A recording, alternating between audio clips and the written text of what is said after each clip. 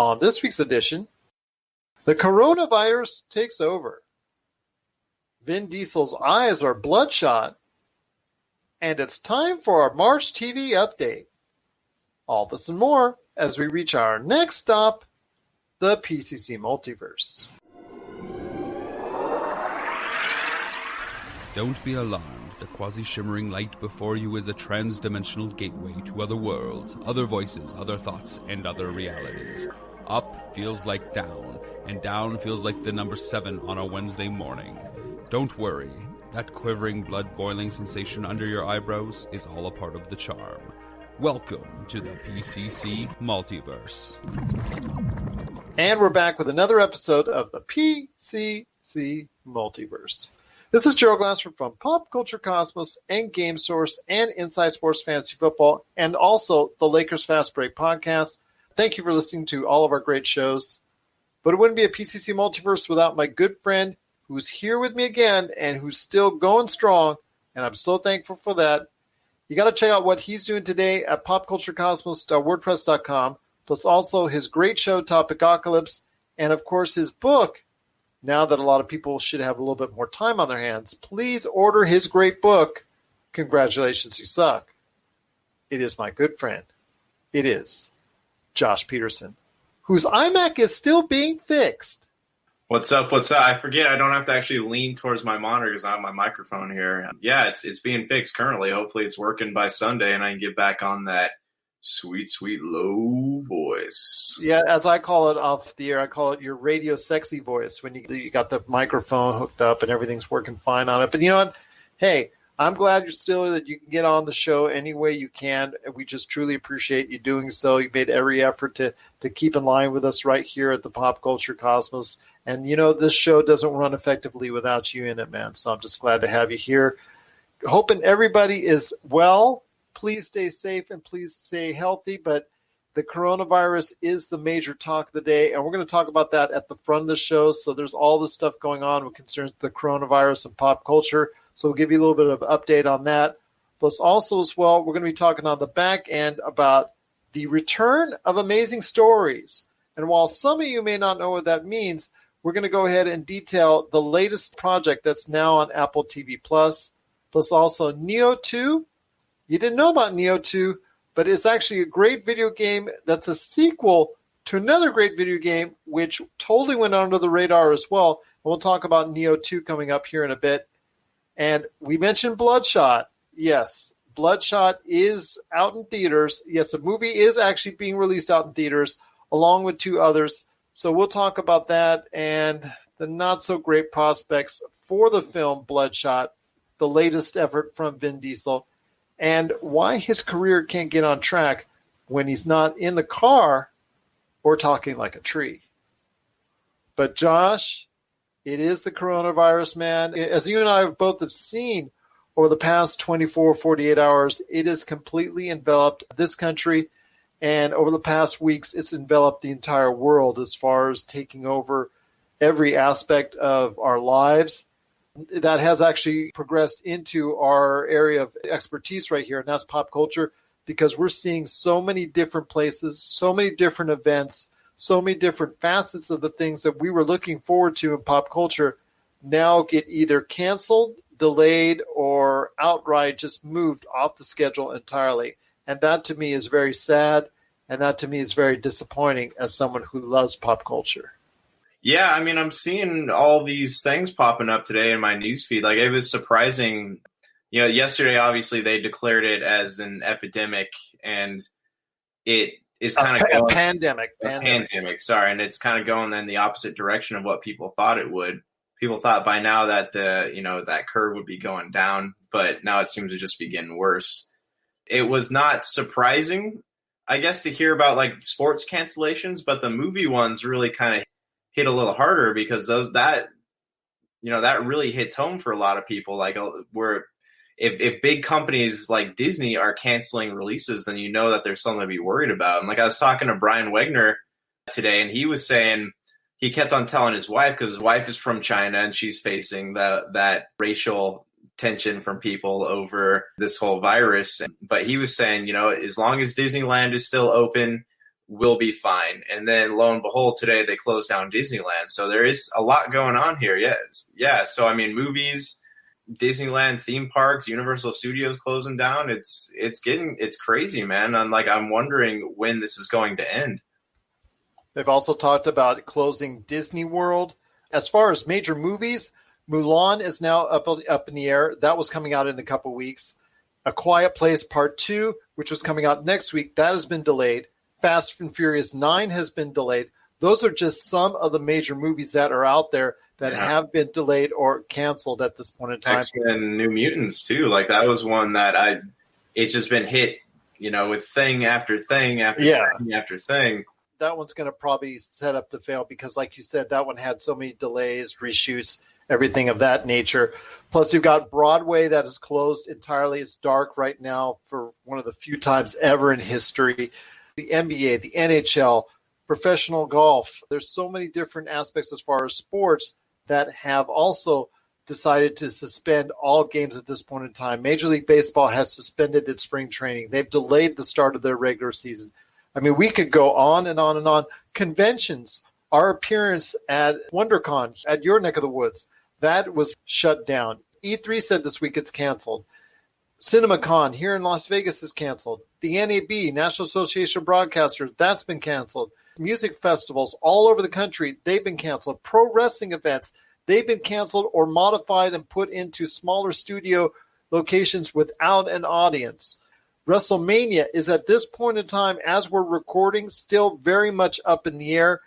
I'm thinking it's not going to be able to get through, but again, that there's been no official announcement as of yet, because right now there's state governors and mayors letting people know there's not going to be events being held where there's large gatherings of people. They just will not allow it. This disease that's going on and spreading so quick like wildfire is just not allowing people to go ahead and do what they normally need to get done.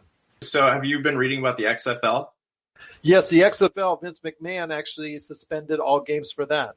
Did he really? Because last I heard they were playing, but they weren't letting anyone in the audience. So was that an update on that? That is an update on that, is that he did suspend operations for the XFL at this point in time. That's the thing. These leagues are deciding to whether or not they should go ahead and play in front of an empty audience, or they should go ahead and just suspend all right.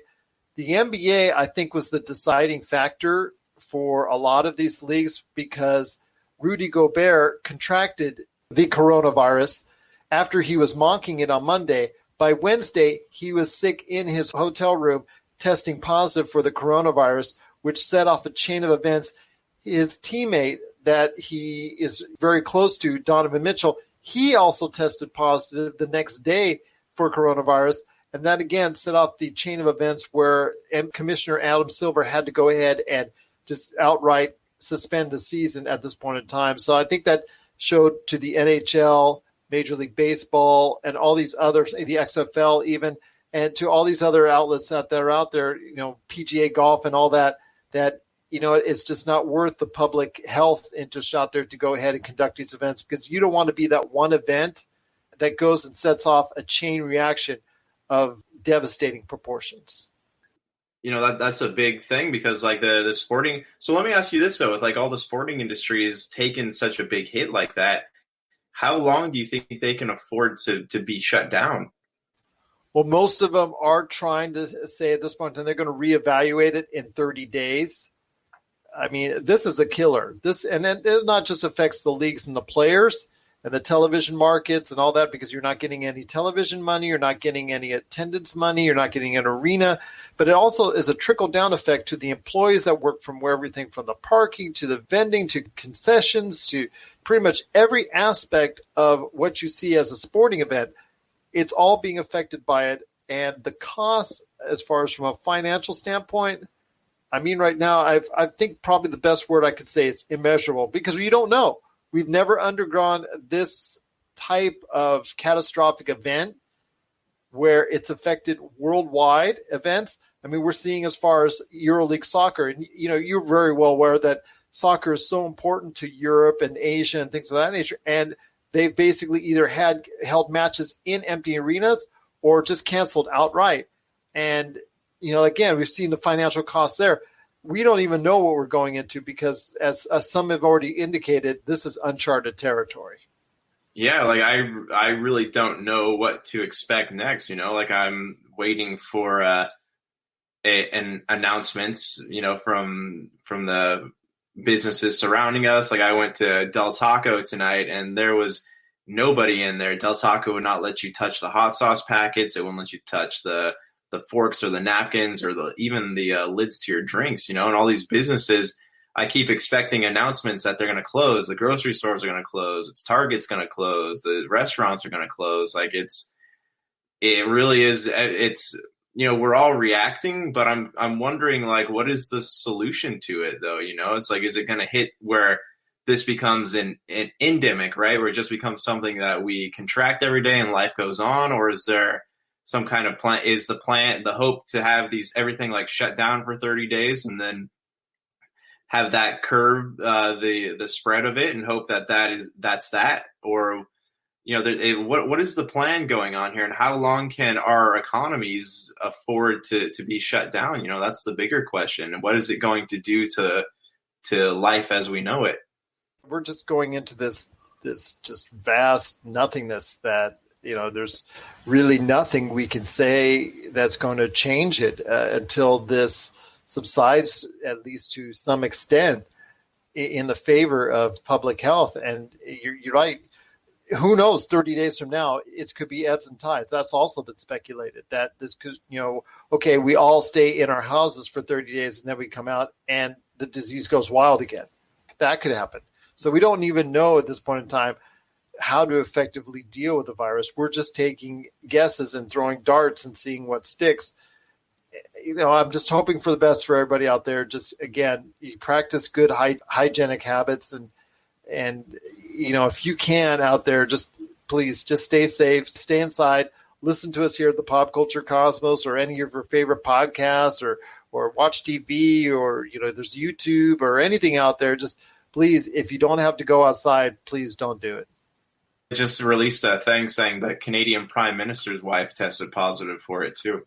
Tom Hanks, Academy Award-winning actor, he and his wife both contracted coronavirus, and I know in case of Tom Hanks, he was shooting an Elvis movie in Australia at the time. So yes, he's been quarantined. It's affecting so many different people at various levels. This disease does not discriminate between the rich and the poor, the famous and the non-famous. So yeah, it's just been a very scary time for all of us. I know there's a lot of people out there that have been talking about, okay, we shouldn't be taking too many of the supplies. It shouldn't be, people are just mass buying, panic buying, things of that nature. But people are scared, man. There's a lot of fear out there, and it's hard to tell them, you're crazy. At this point in time last week, you thought that, maybe you could joke it off, or maybe it'd be something that, like you said, would just go away. Unfortunately, that's not the case, my friend. And we're now at a point where a lot of people are really starting to fear for their lives. Yeah, I mean, so I've been reading a lot of stuff released by the World Health Organization, and they're saying that, it's really impossible to track the numbers on this thing.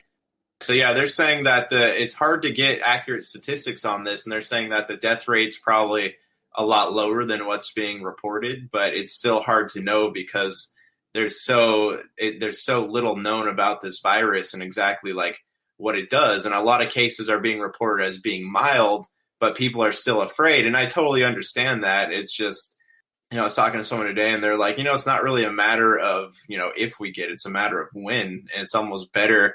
He was, in his opinion, he's saying it's almost better for people to get it and then be able to build up that immunity to it, as opposed to, not going about their lives. But I mean, everyone, I get the panic, I get the fear. It's just, what is truth and what is fiction? That's what I've been trying to do research on here. But it's hard to say, okay, I want to go ahead and contract the virus so I can build up antibodies, because we don't know exactly with 100% assurity that who it's going to affect just as a mild case or who it's going to affect as something more severe. That's why I think everybody is worried at this point in time, is you don't know if you get it, if it's going to be a death sentence, or it's just going to be something that you feel like you have the flu for a couple of weeks and that's it. So you just don't know. I mean, the statistics bear one thing based off of age, especially if you're over 60, you have underlying health conditions. That really puts the nod not in your favor. But again, we don't know that with 100% surety because we've seen people out there that have been reporting that have the illness that were previously healthy without those conditions still feel the effects quite a bit as well. Yeah, exactly. Like we don't know. Some cases are mild, some cases are severe. Some people have it, don't even know they have it. Like there's cases of this being asymptomatic. And, that's the scariest part too, is that if you don't feel sick, you feel fine, but you're carrying it. Like how are you supposed to prevent something like that? You don't even know about it. How are you supposed to isolate yourself? So there's so many unknowns here. And, granted, it hits everybody differently. So it's really hard to know anything, right? Is it how safe are you if you get it? And then you get over it, you're still dealing with, you have the scar tissue in your lungs that needs to heal. And then what's it going to, do you truly build up an immunity to it? Do you get the antibodies to it? Or does it get worse next time you get it? There's a lot of things that we don't really know. But then again, it's being reported that we're like 18 months away from a vaccine. So this is crazy, man. Like it's completely unpredictable. You're exactly right, my friend. And for right now, it's playing a major effect on the future of everything we talk about in pop culture. So stay tuned to us right here at the Pop Culture Cosmos. We'll be giving you updates on what's going on each and every week on our shows. We're still going to be continuing our shows on Monday and Friday. We're going to do them as best we can, despite the circumstances. We hope you continue to listen to us here at the Pop Culture Cosmos. Again, everybody's dealing with this out there. We just hope, again, from all of us here at the Pop Culture Cosmos, again, we are just wishing to stay safe and continued health to everyone out there. What are your thoughts on the coronavirus and how it's affected all the various things in pop culture? Do you think it's an overreaction, or do you think there's not enough being done to fight this disease? Share us your thoughts, popculturecosmos@yahoo.com. Also as well, Pop Culture Cosmos, Humanica Media, and Game Source on Facebook, Twitter, and Instagram as well. Well, coming up next, we've got Jessica Boggs with our March TV update. And then coming up after that, it's Josh and I talking about some amazing stories, some Nioh 2. And Josh, I think your eyes are looking a little bit bloodshot when it comes to Vin Diesel. We'll talk about that on the back end of the show. This is the PCC Multiverse.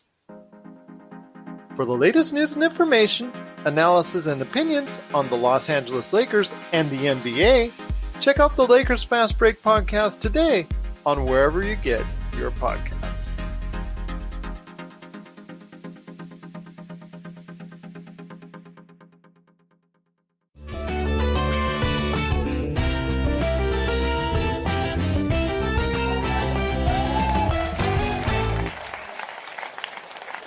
And we're back with the show. It's Gerald Glassford coming right back at you here from the Pop Culture Cosmos. Thank you so much for listening.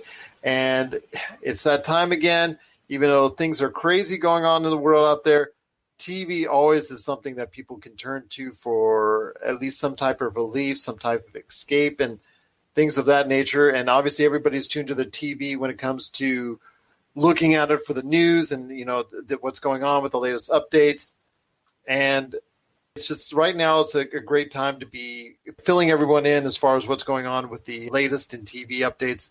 And here today to talk with me about all the things going on with television is our good friend. She is the lead writer for the TVRatingsGuide.com. You got to actually go ahead and check out everything that's going on today at the TVRatingsGuide.com. And you go ahead and check out all their news, the reviews, the articles, the updates, the shows that they create, so much more. It is my good friend, once again, right back on the show. It is Jessica Boggs. And Jessica, first of all, I want to wish you and your family all the safety in the world. Just be safe out there. And also to everyone out there, again, I cannot say this enough. Please be safe out there. We're rooting for everyone out there to just stay safe and stay healthy.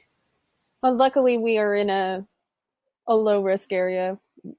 However, there are 3 counties like right in my state that are currently reporting cases. But good news is that they're all improving.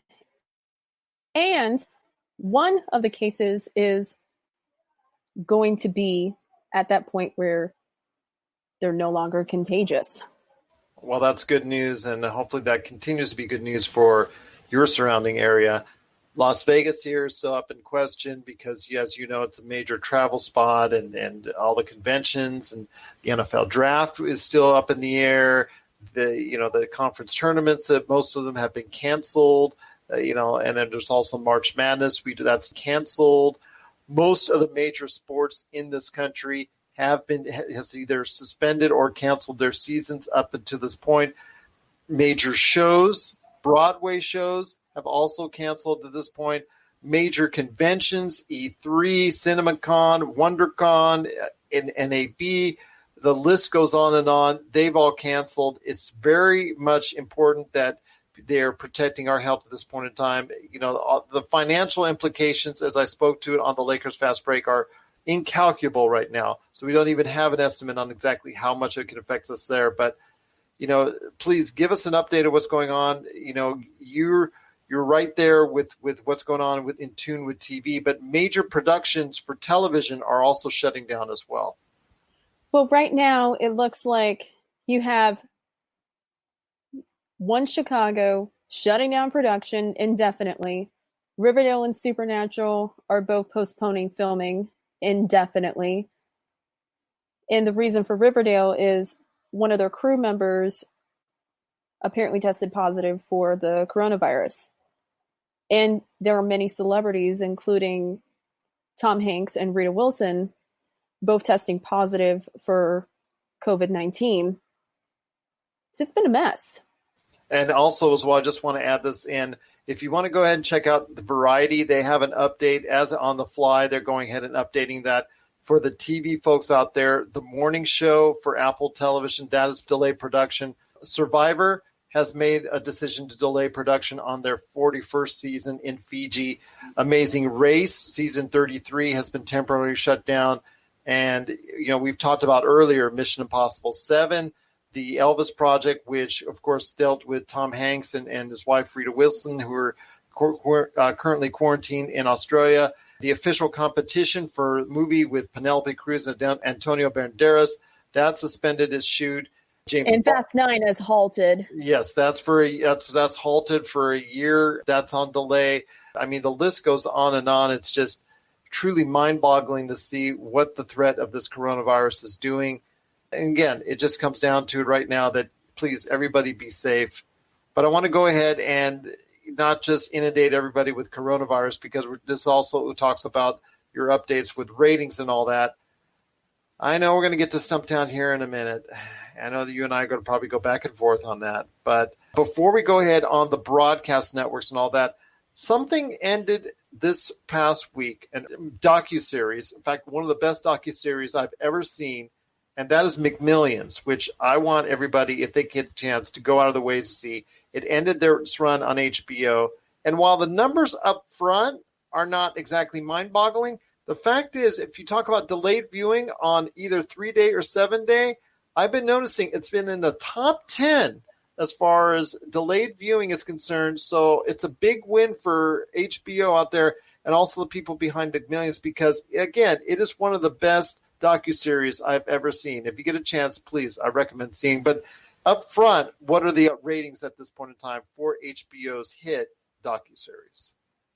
Right now, the finale has gotten a 0.12 in the key adults 1849 demographic and 424,000 viewers, which there will be more with delayed viewing, but this is the same day airing.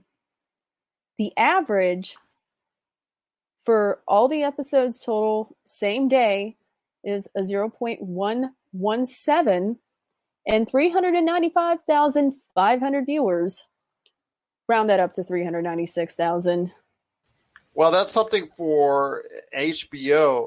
That's a non-Game of Thrones. That's a pretty decent number for them. Plus, it's not airing in early primetime. It's airing in later primetime. But again, the L3 and L7 numbers for the first 5 episodes have been very strong for that. So a lot of people are interested in it or catching it on a delayed fashion. So that's a good sign. I know there's been a lot of critical praise towards the series, not just myself, but there's a lot of critical praise out there. So if you get a chance and want to know more about the McMillions controversy that's out there, the McMillions crime and everything behind it, because there's so much to it about how in the 90s, a lot of these Monopoly games for McDonald's were manipulated. And if you want to know more about it, it's because it's a very interesting interesting 6-episode series. Please give that a chance.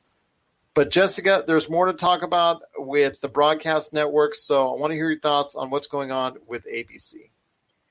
I think as of right now, outside of the fact that Station 19 was recently renewed for season 4, and that the Bachelor finale had a season high with a 2.4, tying Jeopardy, the greatest of all time, first 2 episodes, and within a 10th from the Masked Singer's fall premiere. Nothing else has changed. We know recently Stumptown right now has been showing diminishing returns in the delayed viewing numbers, which was originally the theme today. Yes. Before all this COVID-19 things are happening with schools shutting down classes. And it's interesting to see when it comes to Stumptown, a show that was basically living off of its L3 and L7 numbers, because it was one of the highest rated new shows on the L3 and L7 formats, because it wasn't earning, live ratings that were very good, 0.5, 0.6.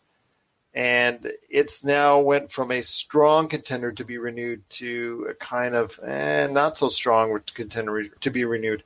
I think it might get a renewal. I still have hope for it, but I know it's my confidence in the show is wavering. It's still a good show. I think people should check it out. But yes, my confidence in the show lasting is kind of wavering. But I know with most outlets that I checked last night after talking to you about it, it is something that it is, like you said, diminishing returns, and the status is now even more in question on the future of Stumptown.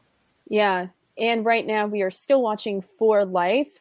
But we still see that it grows out of its lead-in, but it has remained at a 0.6 like constantly. With today's ratings climate, that may not necessarily be a bad thing. So look for it being the rookie pity renewal if that happens, or if Stumptown's in the play, 2 pity renewals. Well, I know that something that we're going to be looking at is ABC long term, especially when it comes to Stumptown. I'm hoping Stumptown will get us renewal, but there are other great shows out there, or also not so great shows that are also right on the cut line, or there's interesting news all over the place.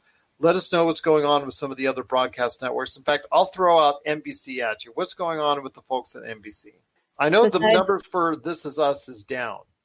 Oh, yes. It crashed to a 1.1, even though that's at Chicago level ratings, which may still be good for the ratings climate, but for the 2 or 3 season renewal that it got, might as well give it a pause, I'm guessing. And there's, with NBC, are there any shows on the cut line that they're thinking about removing? I know Superstore, which America Ferrara has decided she is not going to stay with the series. I know it got a renewal for another season, but it is very much in question now the future of that series going forward and who is going to head that series, because when your star leaves, it's very hard to get someone to replace it. Do you see whoever it is they get to replace it, or whatever they're going to be doing to that show, do you see that show lasting another season and beyond? I'm thinking they may turn the lead back to like its original male type lead, though, before America Ferrera grew a bigger role in Superstore, kind of like from the early seasons on. But it's still too soon to tell. Okay, we'll go ahead and mention right now. So what's going on with the dramas? Because you said that they're getting multiple season renewals, which is a good sign for some NBC dramas. Well, you got the entire One Chicago lineup and Law & Order SVU being renewed for 3 seasons each. I was really surprised about Law & Order SVU, especially with the ratings nowadays. Pretty much borderline all season, and that can't be helped because of its lead-in being a low-rated comedy. But still, That signals SVU is apparently doing well in syndication and doing well enough for NBC to give it confidence to take it up to season 24. You're listening to the Pop Culture Cosmos. Don't touch that dial. Wait, do people still use dials? McCallum Films is back with a vengeance. Power of Grayskull, the definitive history of He-Man and the Masters of the Universe, which chronicles the ultimate 80s billion-dollar franchise, Masters of the Universe. See exclusive interviews and hear untold stories from the people responsible for creating the world of Eternia, a place full of magic and science, and learn about the craft of creating action figures and animation. Power of Grayskull is just one of our many projects at McCallum Films. So what's coming up next for the folks at CBS? Want to go ahead and get a quick update on what's going on with CBS? There was a production delay with The Amazing Race, but there's not really much I can say to attest as far as who was on the fence. But we do know that nothing has really changed from February, especially with Tommy still getting low ratings. And the comedy is still borderline minus Barbara Zabashola, which is at renewal ratings.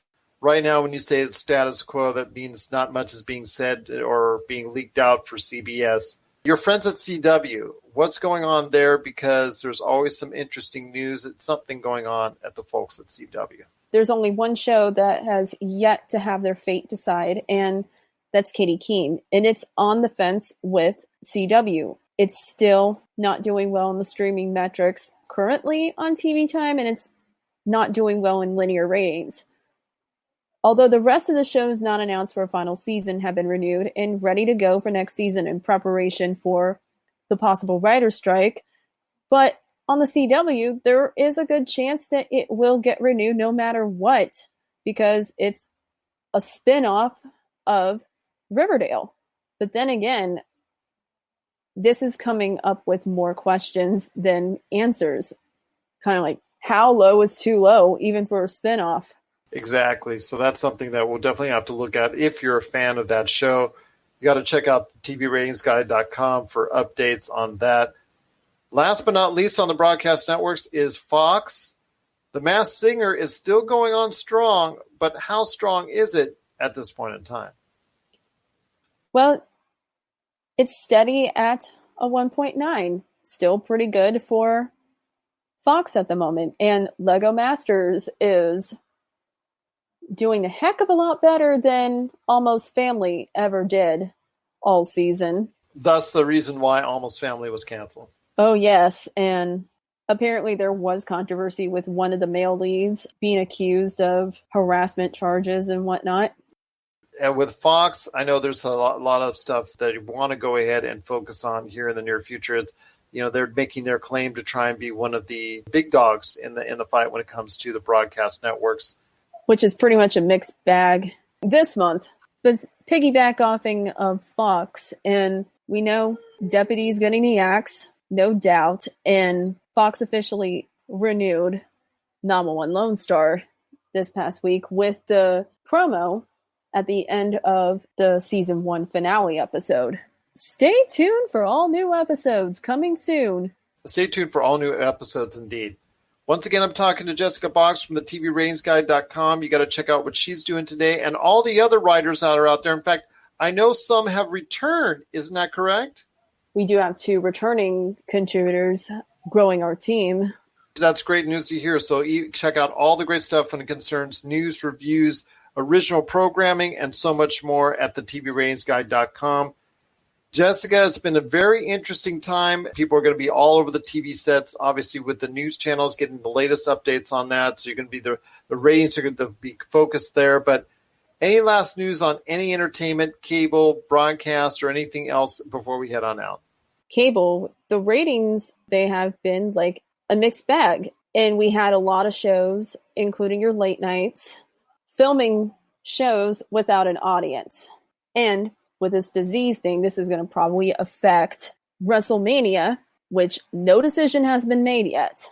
It's not looking good for WrestleMania. I'm just going to say at this point in time, I think the writing's already on the wall. Vince McMahon just is he's refusing to budge on it until the very last moment. I think the governor or someone else is going to have to step in and you do what many other cities are doing as far as events like that over X amount. And, some heard as many as those 500 people, 1,000 people, anything over that, they cannot congregate. And you hear that in separate cities. And I have a feeling that at some point in time, the rug's going to be pulled out at WrestleMania. In fact, all their live events at some point in time could be severely hampered going forward for them, AEW, NXT. They could still survive on a TV product, but yes, that is a big financial hit, as everyone else is taking right now. At least when it comes to WABE, you can still do things out of the Performance Center like they do with the NXT from time to time. They still could have shows there, almost like a studio format, so their TV programming could still be filled. But yeah, doing live shows is very much in question for the foreseeable future. I have a feeling we're in the next couple of days, we're going to be finding out more about what they're going to be prevented from doing, including WrestleMania. And I know that's the big money maker for them over the course of the year. But I think the writing's on the wall. Like I said, I think that's something that they're going to have to seriously look at going forward here in the not too distant future. Last thing I want to talk to you about is the viewing habits of people. The viewing habits right now are geared towards the news networks, CNN, Fox, MSNBC, et cetera, et cetera, et cetera. When you see spikes like this in the news channels, your focus at the TVRatingsGuide.com becomes what are people watching, and the people are tuning into the latest updates on the news channels. That has to become your focus at the TVRatingsGuide.com. I'm thinking because we do report that on the cable ratings, and you got like Super Tuesday, Super Tuesday 2, and on last Tuesday's ratings, CNN led in the ratings for Super Tuesday 2, followed by Fox, but Fox had more total viewers. Okay, well, that's something that's very interesting. I know that continues that debate on who has the better viewership, who has the larger viewership. I know that's something that continues, but as people continue to find out updates on the coronavirus and its spread across the world, people are tuning in more and more to what's going on with their local news, but also the national and international news as well. So it's something that a lot of people are focusing on. So the CNN, the MSNBCs, the Foxes, the Fox News of the world out there are getting the prime attention and also the ratings from it. Oh, yes, and even more so. But I also think it could also affect long-term, especially since quarantines are becoming announced. Like you would see some shows like go up initially live long-term. That's true, and the late-night shows have all suspended their audiences. Game shows have done the same thing. The talk shows during the day, I believe they're also doing that as well. So our daily lives are being changed both on and off the screen. Jessica, it's just been great talking to you. But again, please, I continue to wish the best of health for you and your entire family out there. And just stay safe, just stay healthy, and hopefully you will be able to come back on this time next month when you come back for your April TV update. How does that sound? Yeah, hopefully things calm down a little bit by then. Absolutely. But it looks like it's going to probably get worse before it gets better. That is usually the case, but I do hope it gets better real soon. Sooner the better. And again, please stay safe out there. I cannot thank you enough for taking the time to speak to us. Once again, it's Jessica Boggs from the TVRatingsGuide.com. You got to check out what she and all the other great writers and contributors are doing there at the TVRatingsGuide.com. Well, Jessica, it's been great talking to you as always. Cannot wait to hear your update in April on what's going on in the world of television. Stay safe, stay healthy, and thanks again for being part of the pop culture cosmos. And we're back to close out the show, the PCC Multiverse. Want to thank so much again, Jessica Boggs, for being part of our show once again with her great March TV update. Josh, before we head on out, 3 quick things to go ahead and hit up with everyone. And first off is, I don't know, you might be too much of a young man on this, but Amazing Stories just hit Apple TV Plus. It's a revision. I think it's one of the better projects on a personal nature that Steven Spielberg was ever a part of. And I think the best way that's been described about it this week is, think about a family-friendly version of The Twilight Zone with all these stories from random places, random people, these magical things happening to them in their lives that somehow, usually for the most part, create a happy ending. Amazing stories did hit the airwaves on Apple TV Plus.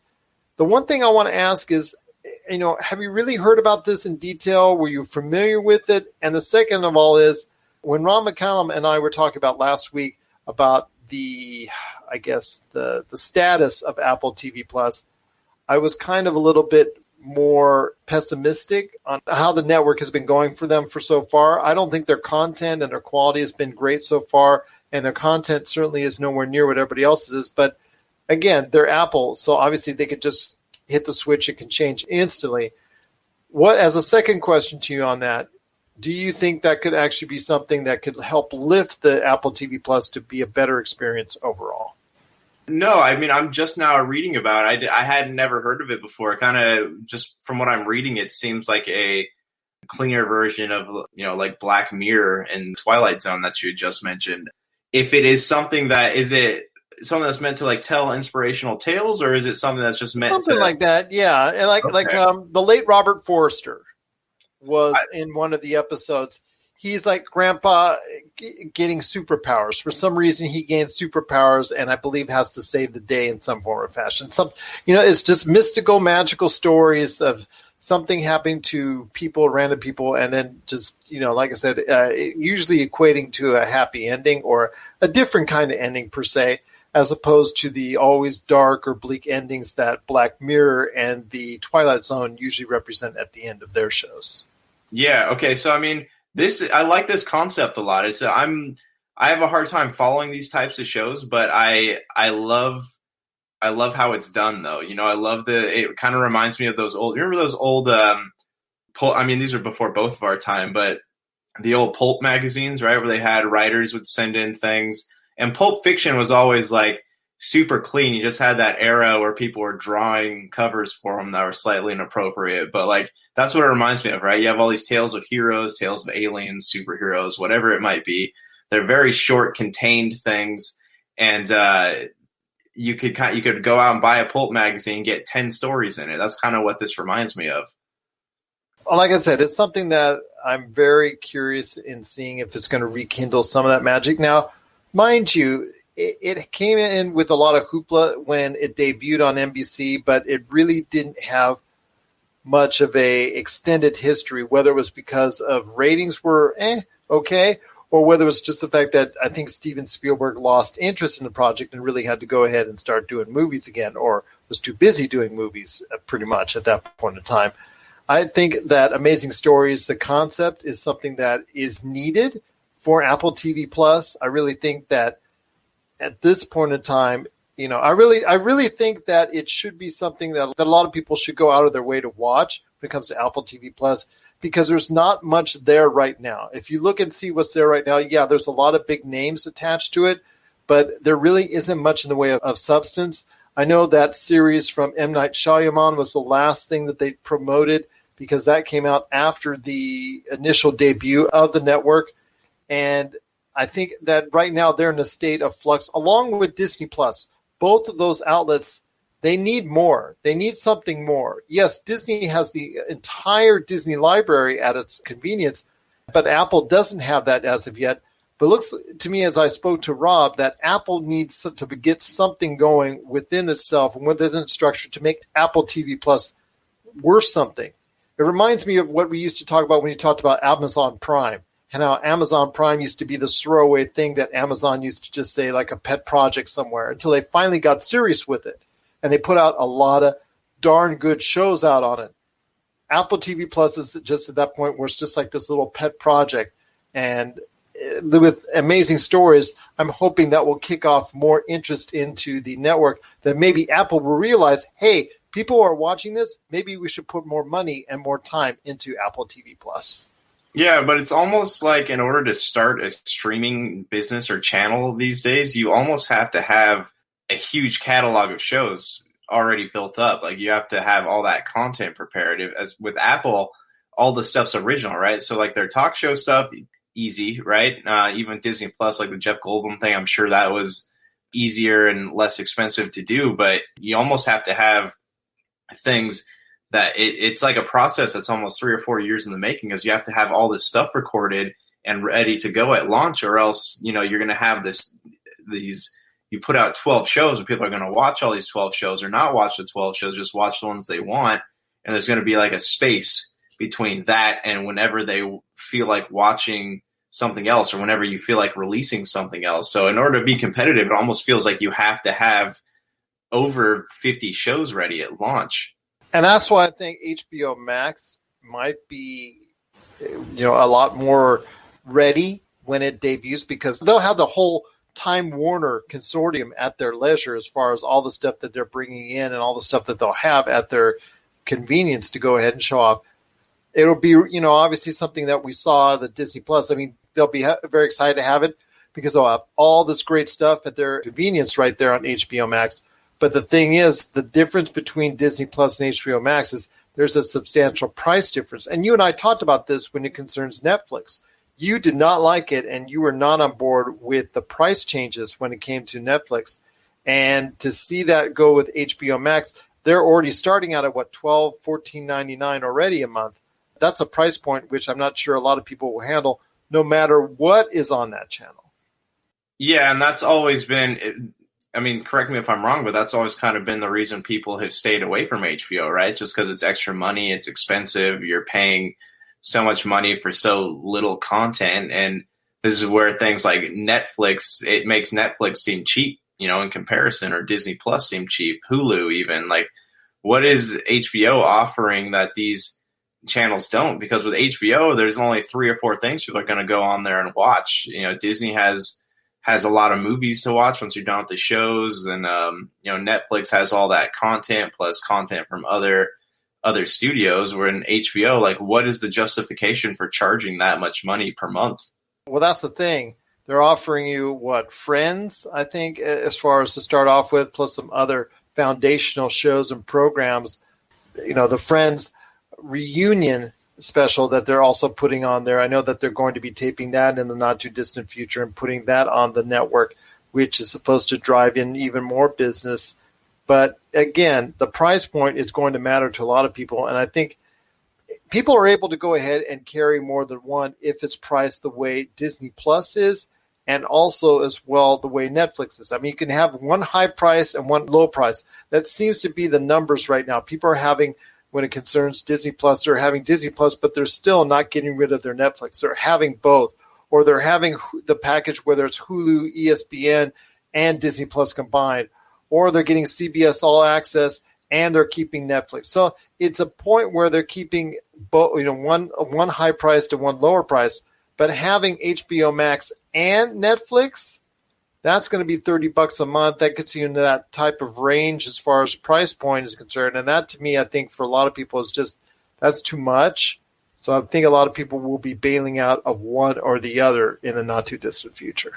Yeah, and that's when you're going to see a lot of service hopping coming in. You're going to have, you know, I've said this before, Disney Plus is probably the one that I'll always keep consistently, and then the others I will probably jump around. You know, as far as HBO and Westworld comes out, I'll probably check that out, or, you know, say there's something on Stars I want to watch, or even Funimation, you know, their app is now available on smart TVs. If there's something there I want to watch, I'll just keep bouncing back and forth, you know, and the ones that I keep consistent will probably be Disney Plus and, you know, maybe Netflix, depending on what kind of releases they got coming up.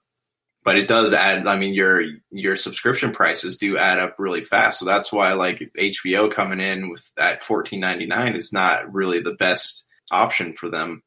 As I spoke before with Jessica Boggs on her March TV update, if you get a chance and you have HBO or HBO Max, please check out McMillions. It is an outstanding docuseries, and it really is great technically. Production values are through the roof for a docuseries. So if you get a chance, check it out. That's McMillions. You know, they just ended the 6-episode run. It is worth your time, I assure you. And it's just really fascinating if you're into that true crime type of deal, but having a little bit of a taste of pop culture on top of it. So you get a chance, check that out. But amazing stories. Getting back to Apple TV Plus one last time, they need to go ahead and do more, and Amazing Stories is just a little bit part of that. It is something that I think people should give a chance and check out because it's very, you know, it's right there. It's very amusing, family friendly for the most part, and things of that nature. So it's a Old concept brought a new again, amazing stories from Steven Spielberg. It's available now on Apple TV Plus. But Apple TV Plus needs to do something more. Ron McCallum and I talked about buying a studio, maybe Sony, maybe something like that. It's not like they don't have the cash, man, but they do need to make Apple TV more than just a throwaway on your iPhone, your iPad, or your iMac. That's being fixed, by the way. I agree. They made so many announcements, and I wonder if they had any specific focus or they're just trying to hit all those markets at once. The streaming market, the video game market, the TV market. They kind of like fired off in every direction. So it kind of makes me feel like there wasn't a lot of attention paid to each one, if that makes sense. It does make sense. And it's like I said, it just seems to me right now they're in the stage that Amazon Prime was in back in the earlier days. And it just seemed like it was something throwaway that you would get for free when all you really wanted was the free shipping for Amazon Prime. And that's all you were focused on. Then they got serious. Then they started to put out a lot of quality content on the site. And Amazon Prime became something that was worthwhile and that was special to have. Hopefully for Apple TV Plus gets to that point.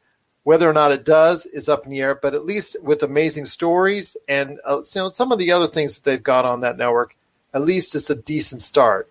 Not saying it's great, not saying it's bad. Love to see some more stuff, but yes, with amazing stories, it's a step in the right direction. What are your thoughts out there on amazing stories returning to the airwaves, this time in a streaming fashion with Apple TV+. Share us your thoughts, popculturecosmos@yahoo.com. Also as well, Pop Culture Cosmos, Humanica Media, and Game Source on Facebook, Twitter, and Instagram as well.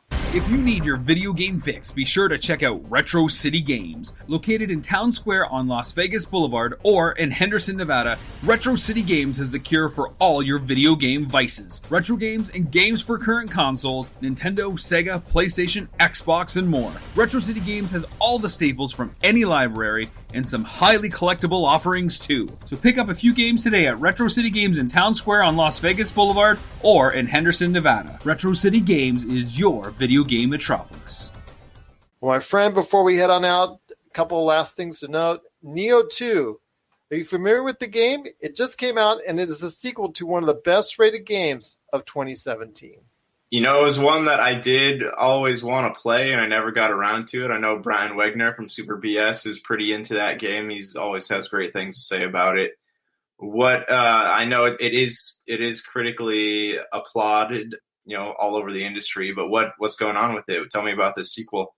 Well, the sequel is getting outstanding reviews, either almost as well or just a little bit under what the first one did, but it is just something that I think a lot of people who are into the Bloodborne was in that type of context. Like Dark Souls does that too. Exactly. That's something that a lot of people really truly loved. And then Nioh came out, like I said, under the radar, but was very involved in the video game awards as far as being up there, highly rated. It was very well thought of, and this seems to be something that a lot of people are really enjoying as well.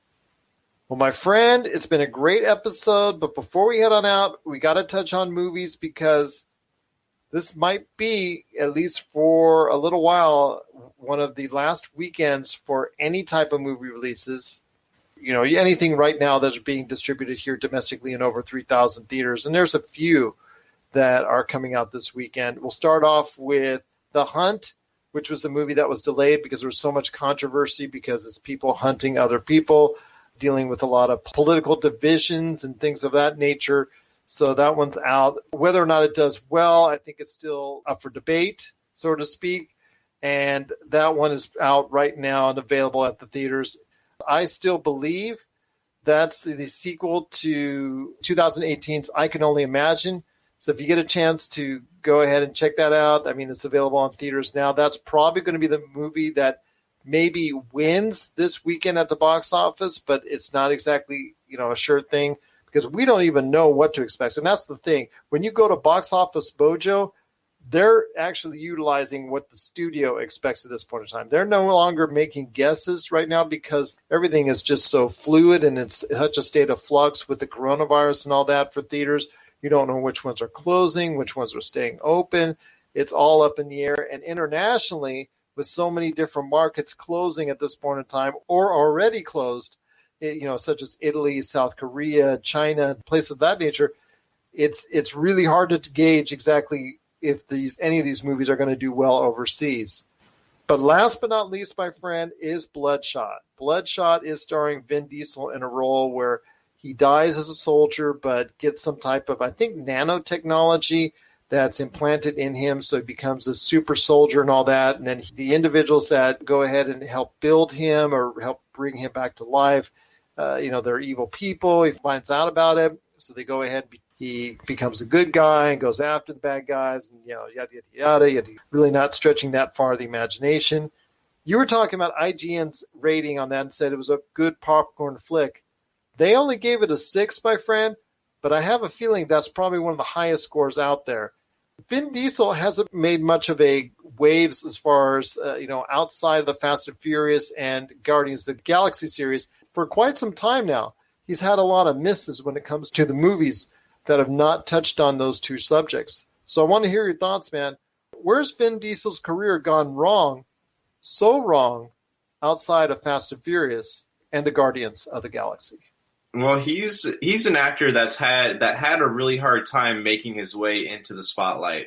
He did a ton of indie flicks, Boiler Room, Knockaround Guys. Pitch Black was an indie flick when it first came out. He's had a hard time breaking into the mainstream, and I think when he finally did with Fast and Furious, and that was a movie that took itself very seriously. So if you watch that one, you would never guess that the franchise was going where it's gone.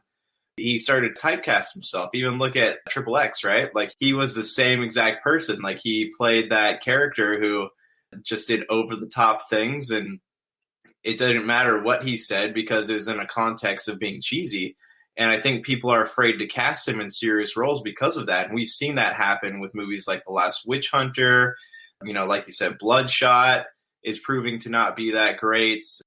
But that's the thing. He just hasn't done anything of substance outside of these hit franchise movies. Should he just stay involved with that, or do you think he should just keep on going for the paycheck with some of these, other roles that he never seems to be successful with? Well, look at Fast and the Furious, right? As long as that franchise exists, he will make money. He has absolutely nothing to lose by being in other movies as long as they're planning on making another Fast movie, because that's where he's going to make his paycheck. So what does he have to lose? And then the big question here is, once the Fast franchise ends, what is going to become of Vin Diesel, outside of Guardians of the Galaxy? And, I hope that they would have one more Riddick film just to kind of finish that story that came out, when I was in the 6th grade. I'd love to see that come to an end, but what's next for him, right? He has always played better side characters too, even in Saving Private Ryan. Look at Groot. I don't know if he has the star power to hold his own beyond the Fast and the Furious franchise. And that's the thing, because like you said, he has typecast himself pretty much in a hole. And unfortunately, at this point in time, there's no way, or at least it's not looking anyway, that he's going to get out. What are your thoughts out there on Vin Diesel's Bloodshot? And do you think Vin Diesel's career is over outside of the Fast and Furious and anything he does with Guardians of the Galaxy? Share us your thoughts, popculturecosmos@yahoo.com. Also as well, Pop Culture Cosmos, Humanity Media, and Game Source on Facebook, Twitter, and Instagram as well. And please let us know if you're playing two of the brand new games that are out on consoles at this point in time, Nioh 2 or Ori and the Will o' the Wisp. Well, all right, my friend, it's been a great episode. I cannot thank you enough for being a part of it. Any last thoughts on the way out? No, it'll just be interesting to see where things are by this time of next week. Well, it is going to be interesting to see where we are as a country and as a world, as a species, what's going on with the coronavirus. We're going to keep giving you updates on how it's affecting pop culture each and every Monday and Friday. Please tune in. We will not be going away, at least as far as we can help it is concerned. So everyone out there, please stay safe, practice good hygienic habits, and be healthy. Stay healthy. From all of us here at the Pop Culture Cosmos. Josh, it's been great having you on once again. And please, on behalf of myself and my family, please, your family, be safe as well. Thanks, man. You too. So for Josh Peterson, this is Gerald Glassford. It's another beautiful day in paradise right here in the PCC Multiverse. We thank you for listening. And here's hoping you have yourself a great